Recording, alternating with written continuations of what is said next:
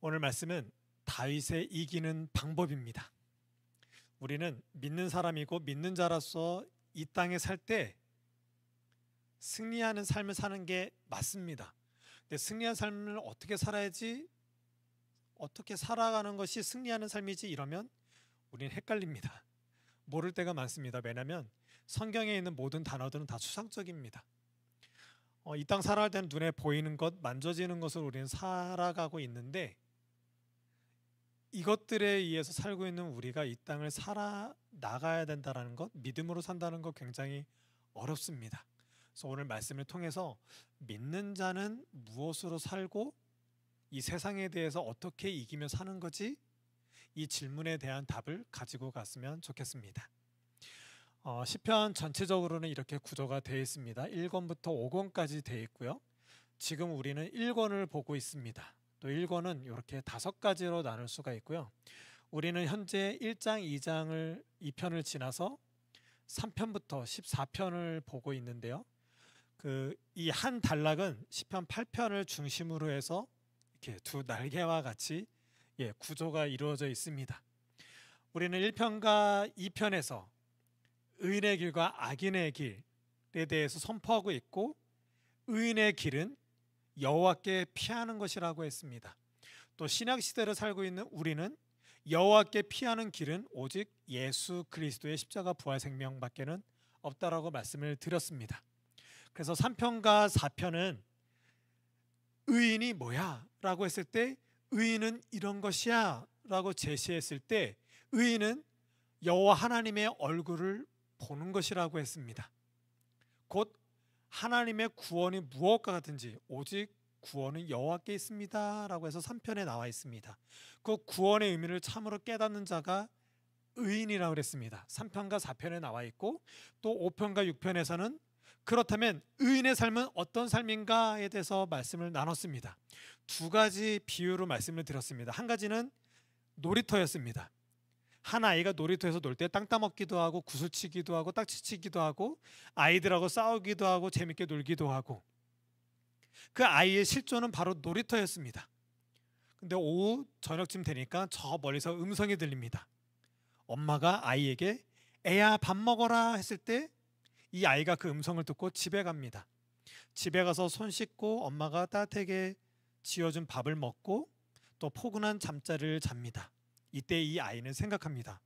아, 나의 집은 저 놀이터인 줄 알았는데, 저 놀이터에서 아이들하고 딱지치기하고 경쟁할 줄 알고 땅 따먹기 하면서 땅도 확보해야 되고 많은 경쟁 속에 살았던 그 놀이터가 내 집인 줄 알았는데, 아, 엄마가 이렇게 맛있는 밥을 해주고 또 평안한 잠을 잘 수 있는 이 집이 내 집이 진짜 집이구나.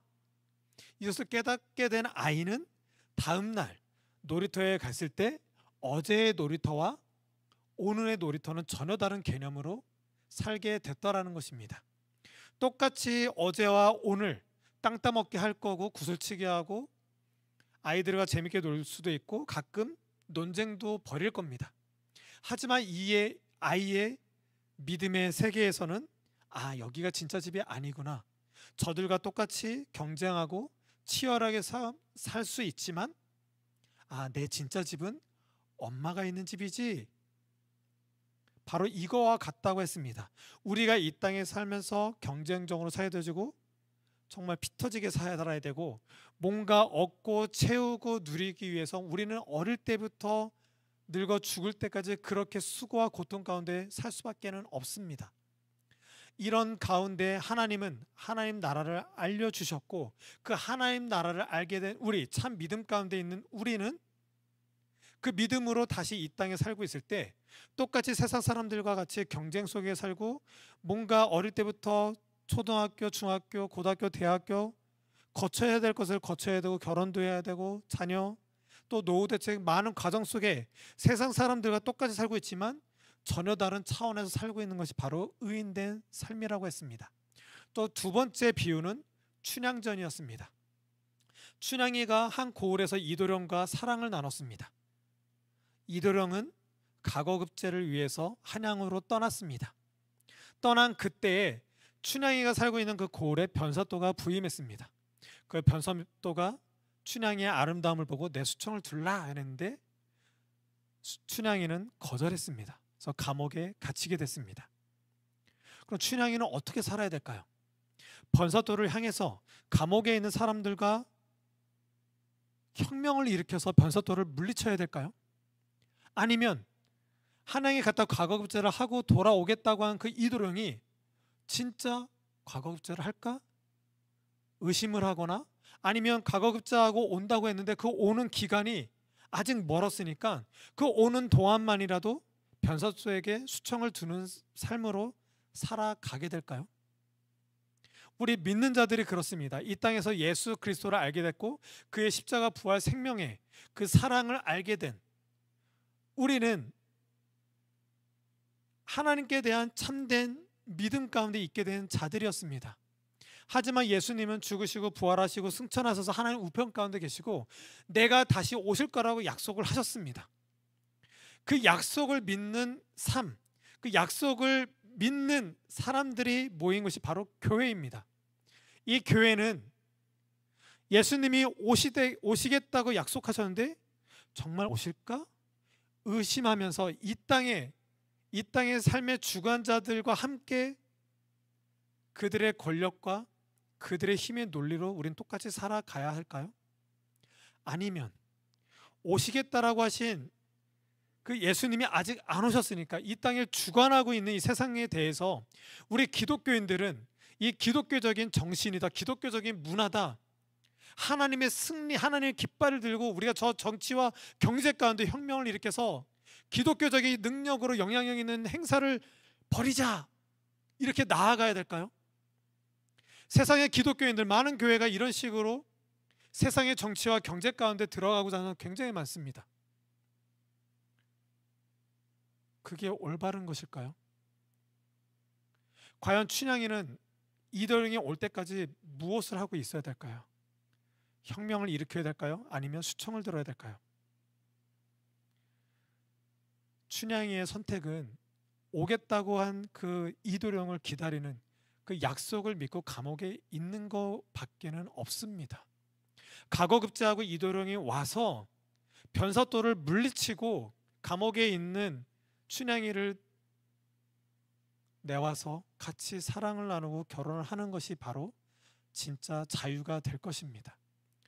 우리 주 예수 그리스도는 이 땅에 오시겠다고, 다시 오겠다고 약속을 하셨어요. 그동안 우리는 무엇을 할 수 있을까요? 오직 의인은 믿음으로 말미암아 산다라고 했을 때 이 믿는 사람들은 같이 믿는 사람들하고 혁명을 일으켜야 될까요? 저 정치와 경제 하나님 뜻대로 움직이지 않고 그렇게 살고 있지 않으니까, 하나님의 법도를 지키지 않으니까 하나님의 법도를 세우기 위해서 영향력 있는 정치인이 되고 의사가 되고 어떤 전문직이 되어서 이 땅을 변화시키는 것이 하나님의 뜻일까요? 아니면 이 땅에 오시겠다고 하신 예수 그리스도를 믿지 못해서 의심스러워서 이 땅의 세상 주관자들과 같이 이 땅에서 추구하는 요구하는 방식대로 그 권력과 힘을 누리기 위해서 똑같이 세상 사람들과 살아야 될까요? 아니라는 것입니다. 우리의 자유, 진정한 해방, 진정한 구원은 다시 오시겠다고 약속하신 예수 그리스도가 와야지만 완성이 되는 것이고, 그것이 진짜 심판이고 진짜 자유라는 것입니다. 참 구원이 거기에 있습니다. 이 땅에 우리가 산다라는 것은 예수를 믿기 때문에 믿는 사람에서 영향력을 행사하기 위해서 좋은 대학에 가고 좋은 직장에 가고 돈을 많이 벌고 영향력 있는 연예인이 되고 영향력 있는 믿음의 축구선수, 야구선수가 되는 그런 거 절대 아니라는 것입니다.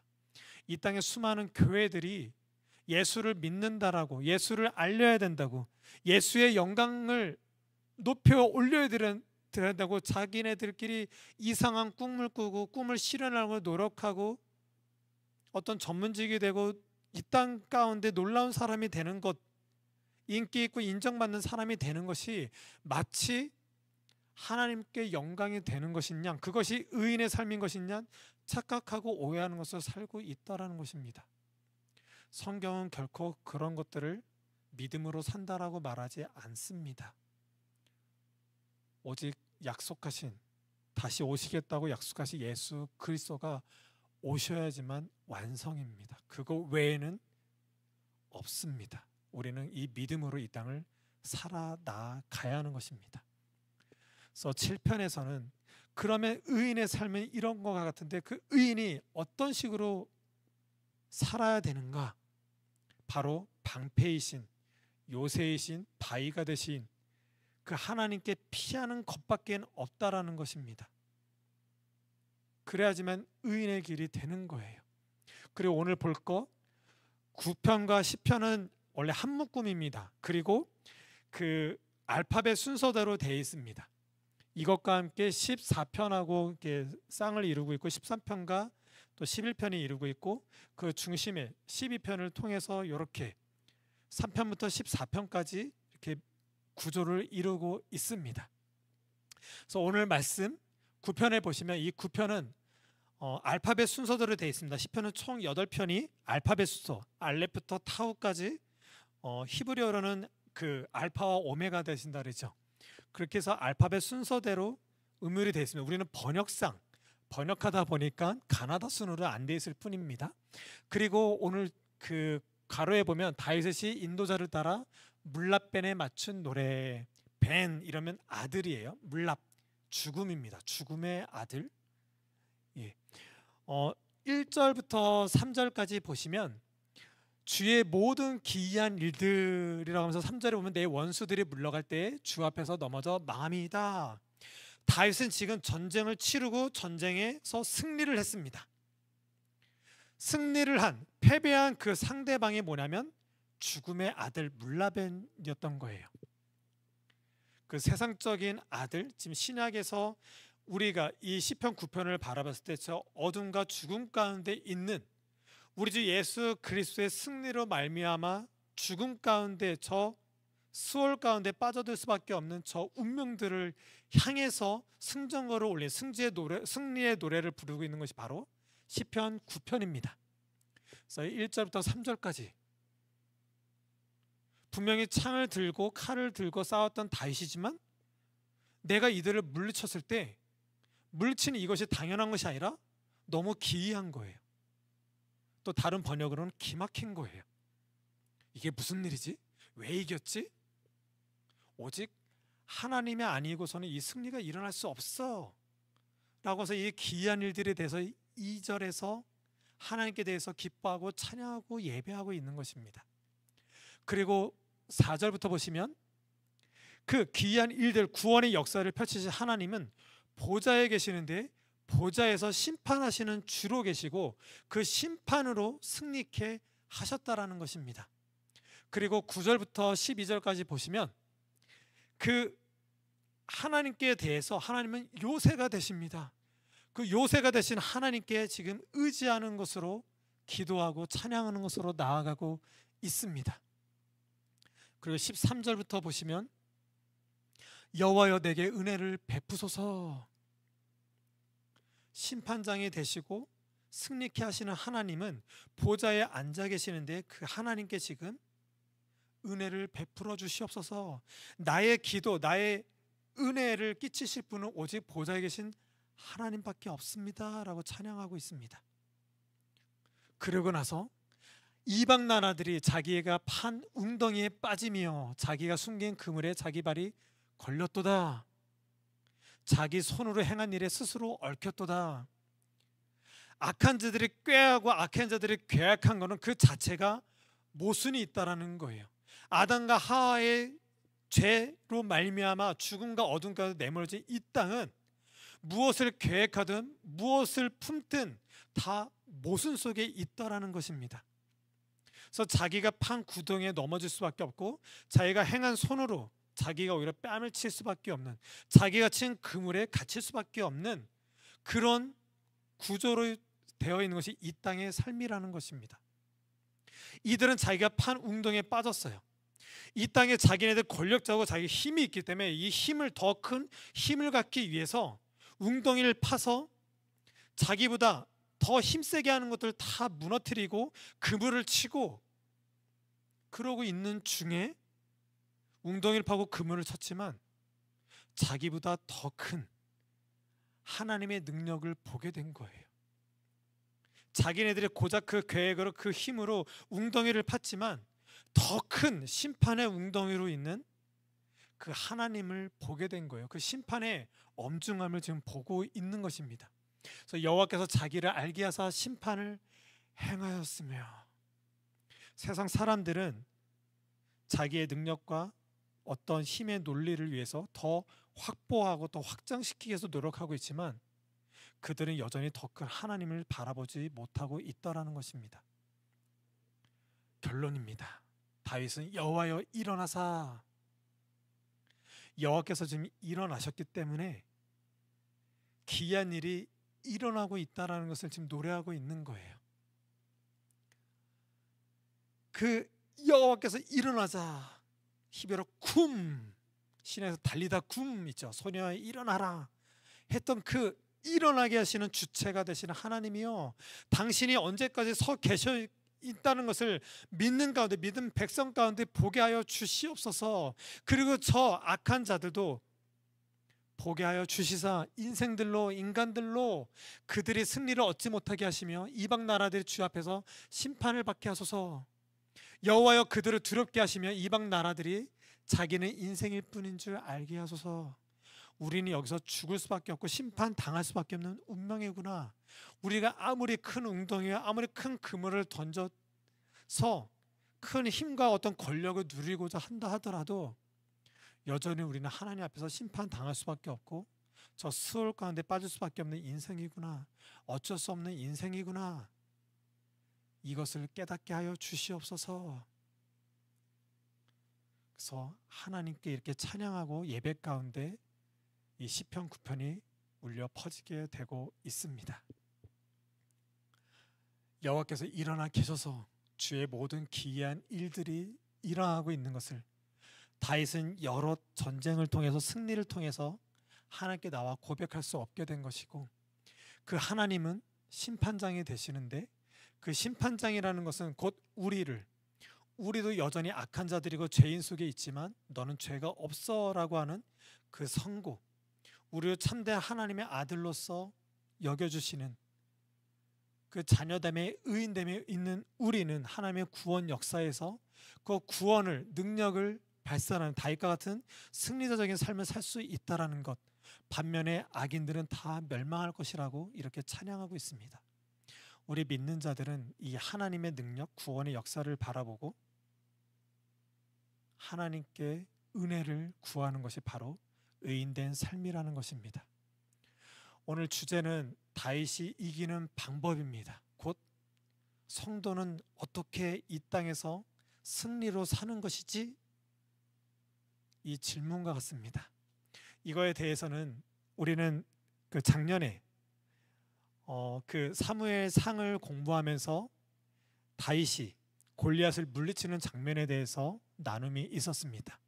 블레셋과 이스라엘의 백성들이 있었고, 블레셋은 세상을 대표했고 이스라엘은 하나님의 언약 백성을 대표했습니다. 블레셋은, 이 세상은 외모를 취하는 것으로 사는 존재들이지만 이스라엘은 하나님의 영광된 그 약속의 사람들이었습니다. 이스라엘 가운데 그들이 원하는 대로 왕을, 사울을 허락해 주셨습니다. 하지만 사울이 즉위했을 때 사울의 어떤 모습을 봤냐면 그의 외모를 통해서 왕으로 즉위케 했습니다. 이 이스라엘, 외모를 취하고 있는 이스라엘 공동체 가운데 이 블레셋은 더한 외모, 골리앗이 등장하게 됐습니다. 이때 사울은 아무 힘도 발하지 못했습니다. 굉장히 이상한 거예요. 이스라엘 백성들은 만왕의 왕이신 하나님을 의지하고 왕이신 하나님을, 승리의 깃발을 들고 나가야 될 저 백성이, 그 백성은 다 하나님을 높이지 아니하고 여전히 외모로 취하고 있는 그들 가운데 더한 외모, 골리앗이 앞에 나타났고, 더한 외모로 있는, 더 힘의 논리로 있는 그 골리앗 앞에서 쩔쩔매고 있는 거예요. 이때 다윗이 등장하게 됩니다. 다윗이 등장했을 때 사울이 어떻게 되냐면 그가 입고 있는 갑옷을 주고 투구를 줍니다. 굉장히 허망한 거예요. 사울도 골리앗 앞에서 쩔쩔매면서 그 갑옷과 그 투구와 칼, 아무 소용도 없는 무용지물인 그것을 다윗에게 준 거예요. 자기도 그거 갖고 이기지도 못하면서. 다윗은 전혀 이것을 필요 없다라고 얘기합니다. 그리고 다윗을 향해서 물맷돌로 향해서 다윗을 물리칩니다. 오직 만군의 왕이신 여호와 이름을 가지고 나아가 승리를 합니다. 지금 이 세상은 교회가 그렇습니다. 이 세상에 대해서 이 교회는 하나님을 대표하는 공동체예요. 그 공동체에서 우리는 성도로 살아가고 있습니다. 그 의인으로 살고 있어요. 하지만 이 교회마저도, 목사인 저마저도 세상과 똑같은 가치관으로 이 세상이 추구하는 외모로 살아가고 있더라는 거예요. 이 땅에 살고 있는 우리는 이 세상의 정치, 경제, 어떤 물질, 어떤 공부, 자녀, 결혼, 노후 대책, 내가 취하고 있는 이 외모보다 더 큰 외모로 내 앞에서 나를 호심참참 죽이려고, 엇박하려고 그렇게 나를 그렇게 노려보고 있습니다. 이것에 대해서 우리는 아무 힘도 쓰질 못하고 있어요. 이때 교회는 어떻게 나아간 줄 아세요? 어떤 말씀으로 꾸역꾸역 뭔가 율법적인 것으로 그렇게 나아가고 강화시키고 있어요.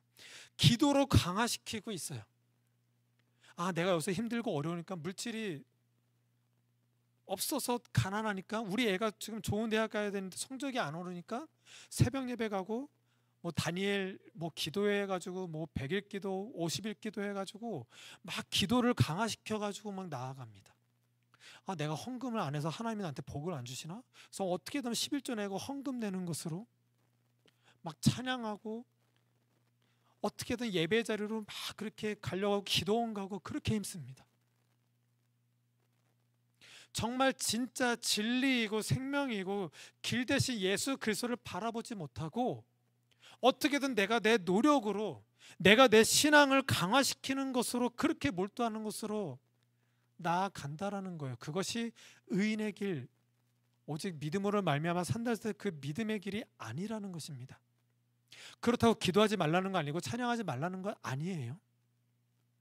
하지만 진짜 예수 그리스도, 다시 오시겠다고 약속하신 예수 그리스도를 바라보지 못하고, 다시 오시겠다고 약속하신 예수 그리스도가 우리에게 하신 역사, 그 십자가 부활 생명에 알지도 못한 상태에서 그저 이 땅에 대해서, 이 땅의 외모로 취하고 있는 나보다 더 큰 외모를 대항하기 위한 그 대항의 그 도구로 기도와 찬양과 어떤 율법, 어떤 신앙에 있는 그런 모양으로 나아가지 말라라는 거예요. 이미 이 땅은 예수 그리스도의 십자가로 다 멸망당했고 이미 승리를 십자가에서 행하셨다라는 거예요. 믿는 사람들은 어떤 경건 생활이라고 하는 저 찬양과 기도와 뭐 새벽 예배 나가고 막 철야 예배 가고 어떤 열심으로 나아가는 그런 걸 강화시키는 것을 예배하는 것이 아니라, 진짜 예수 그리스도로 말미암아 하나님과의 관계가 무엇과 같은지를 아는 것이 진짜 믿음의 삶이라는 것입니다. 다윗은 지금 이것을 노래하고 있는 거예요. 그 기이한 하나님의 역사, 그 구원의 세계를 바라보는 것, 이 땅을 살아가고 있는 교회의 성도들은 예수 그리스도로 말미암아 이루어진 사실, 그 구원의 사실이 무엇인지를 분명히 봐야 돼요.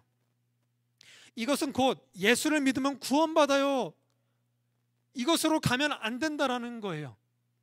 교회를 다니다 떠난 사람들 다 예수 믿으면 구원받는 거 다 알아요. 예수를 안 믿는 사람들도 예수 믿으면 구원받는데, 예수 믿으면 구원받는다며 다 알아요. 근데 왜 교회를 안 나가고 믿음 생활 안 할까요? 예수를 믿으면 구원받는데요, 이게 진리가 아니라는 거예요. 주여 주여 하는 자마다 다 천국에 들어갈 것이 아니라는 거예요. 예수를 믿으면 구원을 받는데, 우리로 구원을 가능케 한 예수 그리스도, 예수 그리스도의 하나님의 아버지가 무엇이며 이 땅 가운데, 이 교회 가운데, 예배 가운데 인도하신 예수 그리스도가 누구인지, 삼위일체 하나님을 진짜 알아보는 것이 구원이요 복음이라는 거예요.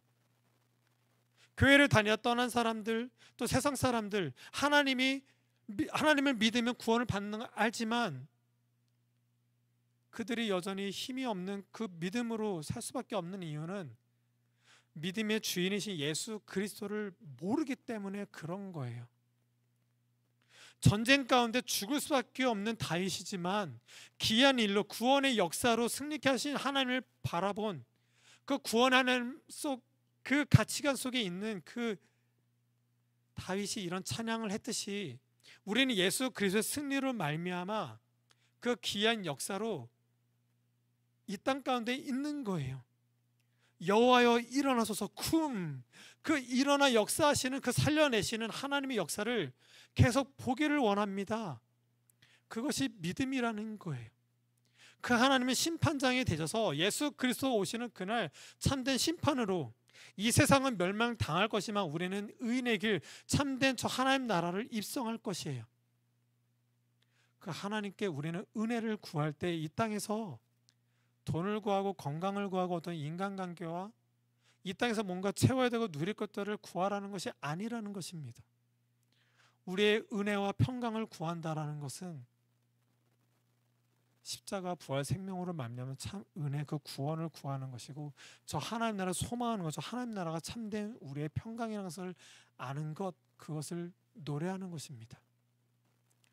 오늘 주제는 다윗이 이기는 방법이었어요. 다윗이 골리앗을 이기고자 할 때는 하나님은 나를 승리케 하시겠지, 승리케 하실 하나님을 믿고 나아가서 골리앗을 물리친 것이 아니라는 거예요. 우리는 예수를 믿는다 하면서 이것이 오해되고 있어요. 예수는 승리자시고 승리의 하나님을 믿으면 내가 이 땅 가운데 공부를 하든 직장을 가든 내가 어떤 대학을 가고자 하든 좋은 결혼이든 어떤 두려워하고 염려하고 근심되는 것에 대해서 도전해서 나아가고자 할 때 승리자신 예수 그리스도를 믿으면 나를 승리케 하시겠지 하고 나아가는 사람 너무 많아요.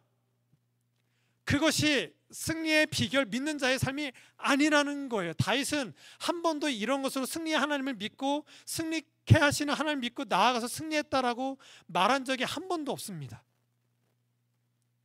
다윗은 목동 때부터 구원의 하나님을 믿었어요. 사무엘의 그 믿음의 그 세계가 무엇인지를 알았던 다윗은 이 땅에 오고는 이 땅이 말하는 승리를 넘어선 진짜 참 구원의 승리를 맛보고 알았던 다윗이에요. 다윗께 나갈 때는 여기서 다윗을 물리쳐 승리케 할 하나님을 의지한 것이 아니라 다윗에게 갔을 때 다윗으로 인해서 내가 다윗을 물리쳐 승리를 하든 다윗에게서 내가 지든 상관이 없는 참된 구원의 승리로 나아갔더라는 거예요. 예수 믿는 사람들은 이렇게 승리로 나아가는 거예요.